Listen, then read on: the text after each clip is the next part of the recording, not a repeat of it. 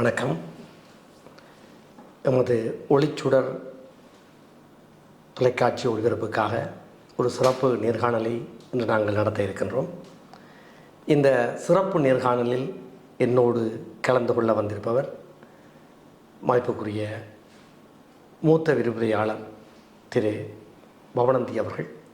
கொழும்பு பல்கலைக்கழகத்தில் கல்வியியல் துறையில் மிக ஆழமாகவும் சிறப்பாகவும் பணியாற்றி கொண்டிருக்கக்கூடிய பவனந்தி அவர்கள் கல்வித்துறையில் தமிழ் மொழி கற்பிக்கின்ற மெத்தடாலஜி பாட உத்திகள் கற்பித்தல் உத்திகள் சார்ந்து துறை சார்ந்த அனுபவம் மிக்கவர். அவரோடு இன்றைய இந்த கலந்துரையாடல் நடைபெற இருக்கின்றது. வணக்கம் திரு பவனந்தி அவர்களே. வணக்கம் பொன் விவேகானந்தன் சார் அவர்களே.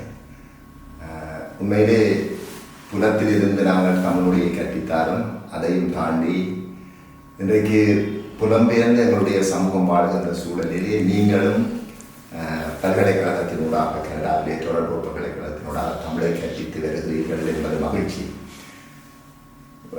இதை நாங்கள் நேர்காணலாக இல்லாமல் ஒரு கலந்துரையாடலாக முன்னெடுத்து செல்கிற பொழுது எனக்கும் புலம்பெயர்ந்த தேசத்திலே இருக்கின்ற கற்பித்தல் தொடர்பான விடயங்களை அறிந்து கொள்வதற்கு வாய்ப்பாக அமையும் என்று நம்புகிறேன். இது ஒரு கலந்துரையாடல் தான். அதாவது இப்போ ஒருவரை ஒருவர் நேர்காணுதல் என்பதையும் கடந்து பல விடயங்களை கலந்து பேசப் போகின்றோம்.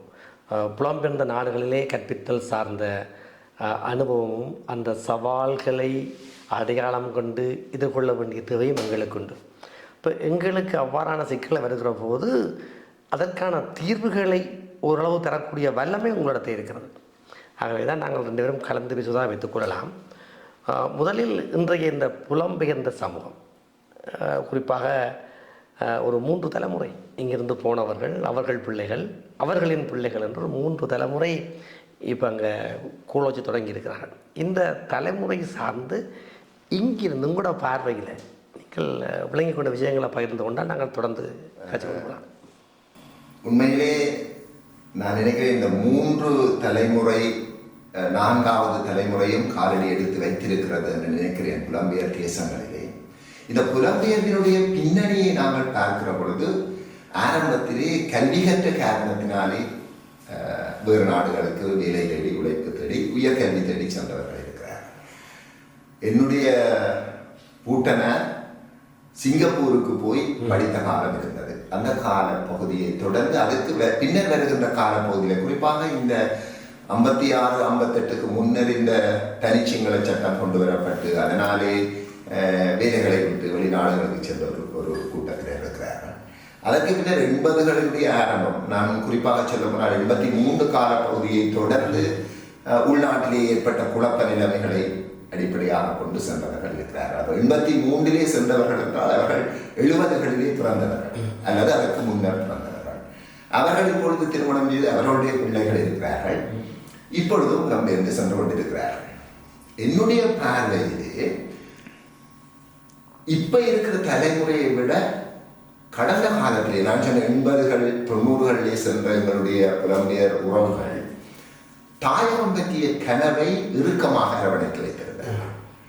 ஏனென்றால் அவர்களுக்கு எங்களுடைய புலத்தை பற்றிய விடயங்கள் நிறையவே தெரிந்து வைத்திருக்கிறது. அது எங்களுடைய பண்பாடாக இருக்கலாம், எங்களுடைய கல்வியாக இருக்கலாம், எங்களுடைய இனம் சார்ந்த அடையாளங்களாக இருக்கலாம், அல்லது எங்களுடைய இனம் அடைந்த துயரங்களாக இருக்கலாம். இவற்றை அவர்கள் கனவாக வைத்திருக்கிறார்கள். ஆகவே அந்த பற்றுறுதி என்பது அதிகமாக இருக்கிறது. அது மொழி மீதான பற்றுறுதியாக இருக்கலாம், பண்பாட்டின் மீதான பற்றுறுதியாக இருக்கலாம், கல்வியின் தமிழ் மொழி மீதான பற்றுறுதியாக இருக்கலாம். இவை இருந்தன. நான் நினைக்கிறேன் அவற்றிலே ஒரு தொய்வு நிலை அடுத்த தலைமுறைக்கு செல்லுகிற பொழுது ஏற்படுவதற்கான வாய்ப்பு இருக்கிறது. அந்த வாய்ப்பை இல்லாமல் செய்து தமிழ் பண்பாட்டையும் மொழியையும் அடையாளத்தையும் அடுத்த தலைமுறைக்கு கடத்த வேண்டியது அவசியம் என்பது என்னுடைய பார்வையாக இருக்கிறது. உண்மை, நீங்கள் சொன்ன கருத்து முற்றிலும் உண்மையானது. புலம்பெயர்ந்து போனவர்கள், குறிப்பாக எங்களை போன்றவர்கள், எங்கள் தலைமுறையை சார்ந்தவர்கள், அங்கே நாங்கள் புலம்பெயர்ந்து போனாலும் இந்த மண்ணிலே நாங்கள் வாழ்ந்த வாழ்வை பெரிய இழப்பாக கருதினோம். அதாவது இது பரம்பரையாக நாங்கள் வாழ்ந்த நிலம். இப்போ இங்கிருந்து நாங்கள் சடுதியாக தூக்கி வீசப்பட்டவர்கள். இப்போ திட்டமிட்டு நாங்கள் வெளிநாட்டுக்கு போகிறோம் எல்லாம் முதலே நாங்கள் எல்லாம் வரையறை செய்து ஒரு ஸ்ட்ரக்சர்டாக புலம்பெயர்ந்து போனவர்கள் அல்ல, திடீரென்று அறியப்பட்டவர்கள். அப்போ அந்த இடத்துல நாங்கள் கால் கொள்வதற்கு வேர் கொள்வதற்கு நிறைய போராட்டங்கள் இருந்தது. அப்போ இங்கே இந்த மண்ணுடைய ஒரு ஈர்ப்பு எங்களுக்கு இருந்தது. நீங்கள் சொன்னதை போல் கல்வி சார்ந்து, மொழி சார்ந்து, மண் சார்ந்து, இனம் சார்ந்து, பண்பாடு சார்ந்து ஒரு பற்றி இருந்தது. இப்போ எங்களுக்கு எங்கே ஒரு பெரிய சிக்கல் வருதுண்டா, நாங்கள் போன இடத்துல நிரந்தரமாக வாழ தலைப்படுகிறோம். அதாவது எங்களுடைய தலைமுறை தொடர்ச்சி அந்த மண்ணில்தான் என்ற ஒரு சூழல் வருகிற போது அந்த வாழ்களை சூழலுடைய பண்பாடு, அந்த பௌதீக சூழல்கள், அங்குள்ள தேவைகள் எல்லாம் அந்த நாட்டு மக்களுக்குரிய சூழலுக்குள்ளே எங்களை இழுத்து செல்கிறமே பார்க்கின்றோம். அப்படி போகிற போது எங்களுடைய தனித்துவங்கள் கரைந்து போகிற, அடிபட்டு போகிற சூழல் வருகிறது. இதை நாங்கள் 2ஆம் 3ஆம் தலைமுறை இடத்தை அடையாளப்படுத்துகிறோம். நாங்கள் இங்கேருந்து புலம்பெயர்ந்து போனவர்கள் கிட்டத்தட்ட இப்போ ஐரோப்பா, வட அமெரிக்கா, ஆஸ்திரேலியா நாடுகளை சேர்த்து பார்த்தால் 1.3 மில்லியன் தமிழர்கள் அங்கே புலம்பெயர்ந்து வாழ தலைப்பட்டிருக்கிறார்கள். இவர்களுக்குள்ள 99 விதமானவர்கள் திருப்பி வரக்கூடிய வாய்ப்பு கிடையாது. அப்போ இனி அங்கே இருக்கக்கூடியவர்கள் தொடர்ச்சியாக இந்த இந்த 1.3 மில்லியன் மக்கள் தொடர்ந்தும் தமிழர்களாக வாழ்வதற்கு ஒழுங்கான கட்டமைக்கப்பட்ட வேலை திட்டங்கள் மிக சவாலாக இருக்கின்றன. அந்த வேலை திட்டங்கள் தொடர்பில் தான் நாங்கள் எங்களுடைய தாய்மொழி கல்வியை முன்னிறுத்துகிறோம்.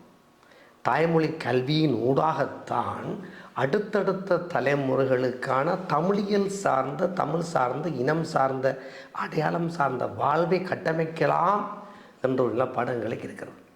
அந்த பக்கத்தில் எங்களுக்கு உங்களோட உதவி பெருசாக தேவைப்படுது. என்னென்றால், நீங்கள் உங்கள் கல்வியியல் துறையில் உங்களுடைய புலமைத்துவம் தமிழ் மொழியை எவ்வாறு மிகச்சிறப்பாக பயனுள்ள வகையிலே கற்பித்தல் என்பது உங்களுடைய துறை சார்ந்த முழுமையான பணியாக இருக்கிறது.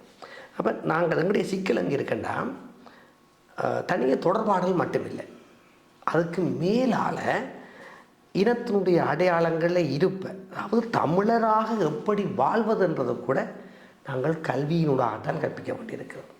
இந்த நிலையில் உங்களோட பக்கத்திலிருந்து நான் எதிர்பார்க்குறேன், என்ன மாதிரியான வழிவகைகள் உங்களுடைய அடுத்தடுத்த தலைமுறையை நாங்கள் தமிழ் தலைமுறையாக கட்டமைக்கிறதுக்கு எங்களுக்கு.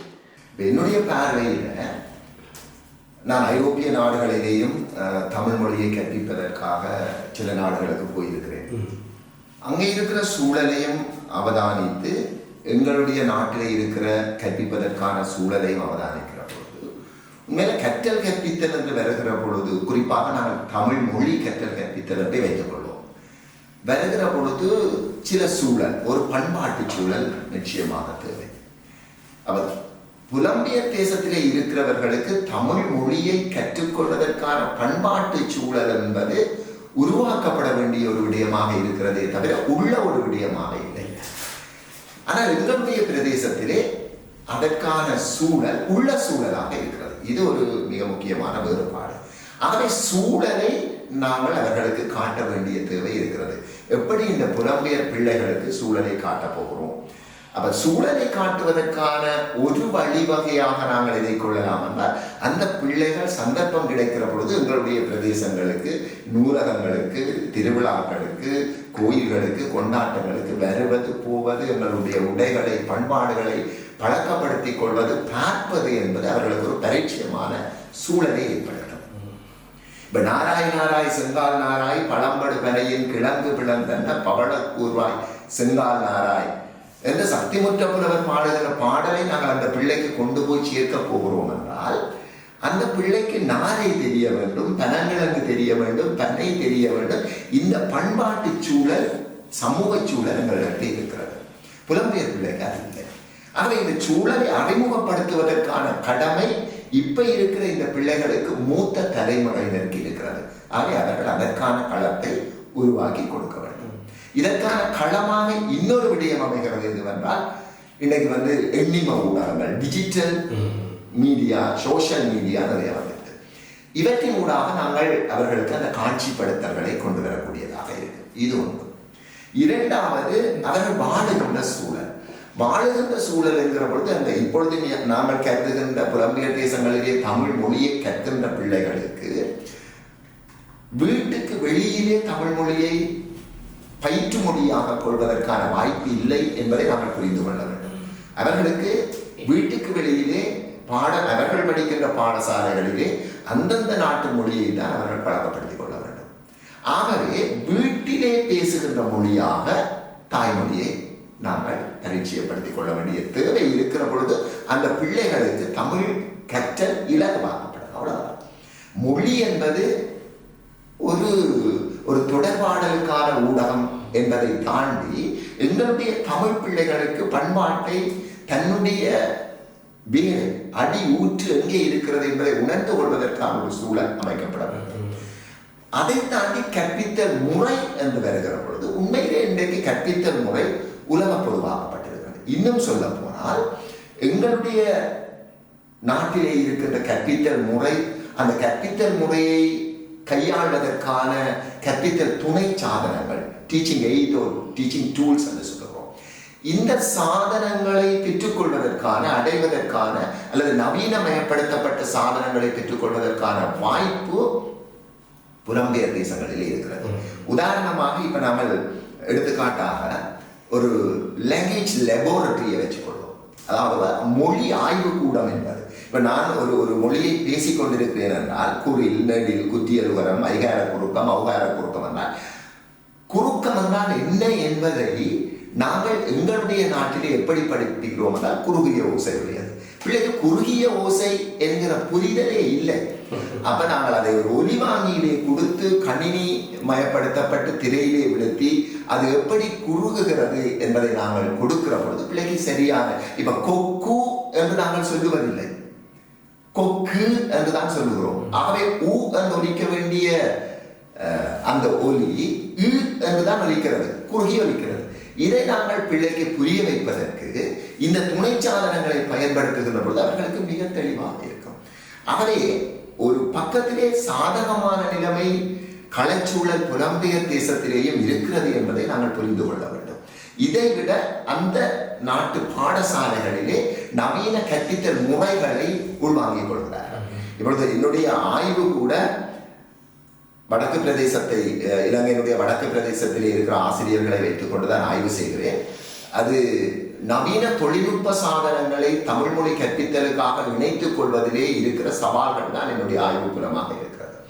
ஏனென்றால் அதற்கான வளங்கள் சரியாக இல்லை, பயிற்சிகள் சரியாக இல்லை, தொடர் பயிற்சிகள் சரியாக இல்லை, அது தொடர்பாக ஆசிரியர்களுக்கு பரிச்சயம் இல்லை. இந்த விடயங்களை தாண்டி, ஆனால் புலம்பெயர் தேசத்திலே இருக்கிற பிள்ளைகளுக்கு இது தெரியும். எங்கே இந்த புலம்பெயர் தேசத்தில் ஒரு சின்ன இடைவெளி இருக்கிறது என்றால் அங்கே தமிழ் மொழியை தமிழ் பாடசாலைகளிலே கற்பிக்கின்ற ஆசிரியர்கள் யார் என்பதிலே தான் இந்த பிரச்சனை இருக்கிறது. உண்மையிலே அந்த ஆசிரியர்கள் பாராட்டப்பட வேண்டியவர்கள், கொண்டாடப்பட வேண்டியவர்கள். ஏனென்றால் ஒரு புலம்பெயர் தேசத்திலே வேலைப்பழு, உழைக்க வேண்டும், இப்படியான சவால்களுக்கு மத்தியிலே தங்களுடைய நேரத்தை ஒதுக்கி அவர்கள் அந்த அடுத்த தலைமுறைக்கு தங்களுடைய மொழியை, அடையாளத்தை, பண்பாட்டை கையளிக்க வேண்டும் என்ற வாஞ்சியோடு செயற்படுகின்ற மிக முக்கியமான ஒரு கூட்டத்தினர். அந்த கூட்டத்தினரை நாங்கள் கொண்டாடாமல் குறை கூறுவதிலே எந்த அர்த்தமும் இல்லை. அவர்களுக்கு போதுமான பயிற்சிகளை கொடுத்து, போதுமான வழிகாட்டல்களை கொடுத்து, நவீன அணுகுமுறைகளை கொடுத்து, ஏனென்றால் இப்பொழுது அங்கே படிப்பித்துக் கொண்டிருக்கிற முதிர்ச்சி அடைந்த, கற்றலிலே முதிர்ச்சி, கற்பித்தலிலே முதிர்ச்சி அடைந்த அல்லது வயது சார்ந்து ஓரளவு முதுமையை அண்மித்துக் கொண்டிருக்கின்ற ஆசிரியர்களை பார்த்தால் அவர்கள் எங்களுடைய பிரதேசங்களிலே எப்பொழுது கற்றார்கள் என்றால் 80களிலே கற்றவர்கள், ஆக குறைந்தது 90களிலே கற்றவர்கள். அப்ப இந்த பிரதேசத்தில், எங்களுடைய பிரதேசத்தில் எப்படியான கற்பித்தல் இருந்தது என்றால் அது நெட்டுரு பண்ணுதல் என்று சொல்கிறோம். பெரும்பாலும் தமிழ் என்பது பாடமாக்குதல் தொடர்பான, மனப்பாடம் செய்வது தொடர்பான, நான் நெட்டுரு பண்ணுதல் என்று சொல்கிறேன், மனப்பாடம் செய்வது தொடர்பான ஒரு முறையாகத்தான் இருந்தது. ஆனால் இன்றைக்கு அவற்றிலே மாற்றம் ஏற்படுகிற பொழுது அந்த விடயங்களை நாங்கள் புலம்பெயர் தேசங்களிலே இருக்கின்ற இப்போது கற்பித்துக் கொண்டிருக்கிற ஆசிரியர்களுக்கு கையளிக்கிற பொழுது அவர்கள் அடுத்த தலைமுறையினருக்கு கொண்டு செல்வதற்கான சில உத்திகளை நீங்கள் கையளிக்க முடியும். எங்களை விட உண்மையிலே நீங்கள் தான் அங்கே களத்திலே இருந்த ஆசிரியர்களை வழிபடுத்துகிறீர்கள். அது வாய்ப்பாக அமையும் என்று நான் கருதுகிறேன்.